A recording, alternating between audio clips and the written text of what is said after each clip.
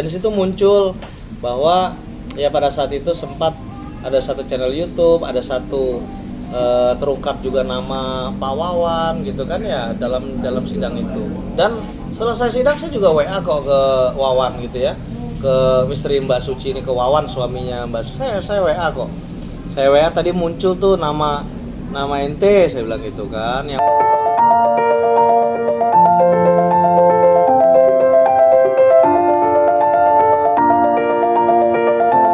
kesaksian saudara Ilham, yang mana saya menyimak Bang Topan itu mempertanyakan kepada saksi Ilham bahwa pernahkah ada yang menghubungi Ilham dari media atau apapun. Sebenarnya itu apa yang akan digali oleh Bang Topan dengan pertanyaan itu kepada saudara Ilham? Jadi saya luruskan gitu ya, bahwa jadi gini, ketika saya sampaikan bahwa saya tidak ada tendensi apapun, kan channel YouTube menyelidiki kasus ini, membuat podcast kan itu juga kan ada feedbacknya lah, hasil dan lain-lain, sehingga kami ini kan dari awal kan hanya fokus untuk menangani kasus ini dengan sebaik-baiknya, menjalankan kasus ini dengan sebaik-baiknya. Dan hari ini perlu saya luruskan, pada saat kita sidang tadi gitu ya, pertanyaan itu muncul dari majelis hakim, muncul dari jaksa, baru ke kita kan gitu kan. Nah, kami itu pada awalnya kami tanya, karena sebelumnya ada saksi yang pada saat dia menyampaikan kesaksiannya di Polda gitu ya, itu pernah dia merasa diikuti. Nah, itu kan terungkap, ada yang ngikutin dia pakai Honda Beat dan lain-lain gitu ya, pokoknya mengikuti lah. Nah, kami juga nanya juga pada saksi Ilham, selama ini ada nggak yang intervensi atau mencoba, karena itu terungkap di persidangan pada saat ada statement satu channel YouTube, dan di situ Yosef menyampaikan dia datang pada jamnya itu Ilham membantah dalam komentar gitu loh, bahwa itu nggak benar, yang benar itu jam sekian sesuai apa yang dia lihat kan gitu kan. Nah, akhirnya kan berkembang, coba tolong dijelaskan. Dan pada saat itu yang menerjemahkan juga tadi adalah hakim gitu loh, karena Ilham ini bahasanya Sunda, sedangkan saya ini kan orang Jawa gitu ya, jadi tidak terlalu paham, sehingga yang menerjemahkan itu hakim yang mendalami. Setiap saya ketika kami bertanya itu juga hakim, majelis hakim juga menekankan dan mendalami. Dan di situ muncul bahwa ya pada saat itu sempat ada satu channel YouTube, ada satu terungkap juga nama Pak Wawan gitu kan ya dalam sidang itu. Dan selesai sidang saya juga WA kok ke Wawan gitu ya, ke istri Mbak Suci ini, ke Wawan suaminya Mbak Suci. Saya WA kok.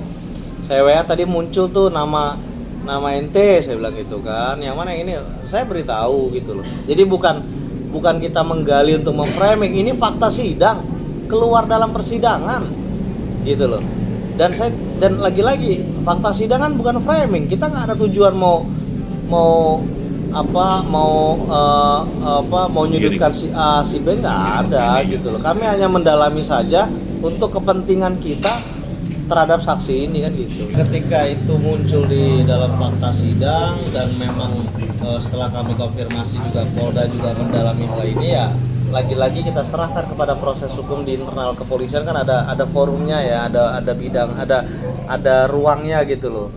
Dari Propam terkait kode etik dan lain-lain, itu mereka ada persidangannya. Dan menurut kami ketika itu memang bisa dibuktikan nanti setelah ditelusuri, didalami oleh penyidik Propam, ya bukan tidak mungkin sanksi itu akan mereka dapat gitu loh. Apakah bisa ya menunjukkan beberapa foto ke Angger dan ibunya itu untuk mencocokkan seseorang yang bersama Yosef, misalnya foto beberapa saksi, salah satunya Mulyana. Ini mungkin terkait dengan CCTV yang Angger saksikan, mungkin dari Polda atau dari apa, bisa nggak seperti itu Pak? Ya, Angger dan ibunya ini belum kita periksa gitu ya, belum dihadirkan pada saat terdakwa Danu, karena tadi infonya Angger dan ibunya sakit gitu ya. Tapi nanti pada saat mereka dihadirkan pasti akan kita dalami sekali gitu loh.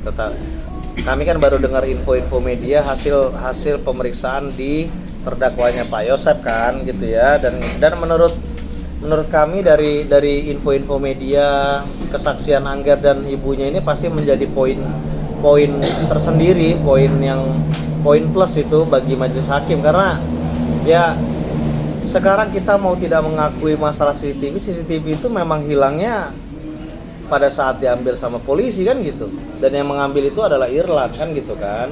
Jadi menurut saya kesaksian Angger dan ibunya ini merupakan kesaksian yang bagus, krusial gitu. Dari situ mereka bisa melihat gitu kan. Ya baik. Kita tetap istiqomah untuk membela dan membongkar kasus ini, apapun resikonya, apapun konsekuensinya itu harus kita terima dan kita ikhlaskan. Lagi-lagi nih tadi masalah pro dan kontra, saya berharap niat kita, semangat kita jangan surut gitu ya.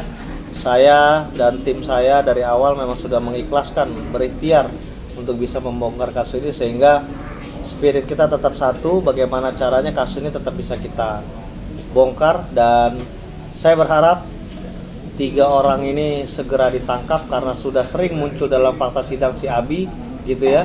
Saya mohon kepada jaksa, saya mohon kepada kepolisian agar segera bisa menangkap orang-orang tersebut yang muncul namanya di dalam persidangan untuk kita dalami lagi di ruang persidangan. Dan kita dukung majelis hakim yang memeriksa, kita dukung semua agar kasus ini bisa benar-benar terbongkar. Tanpa ada dukungan dari seluruh masyarakat, sulit rasanya kita bongkar sesuatu yang sudah terskenario dengan luar biasa ini.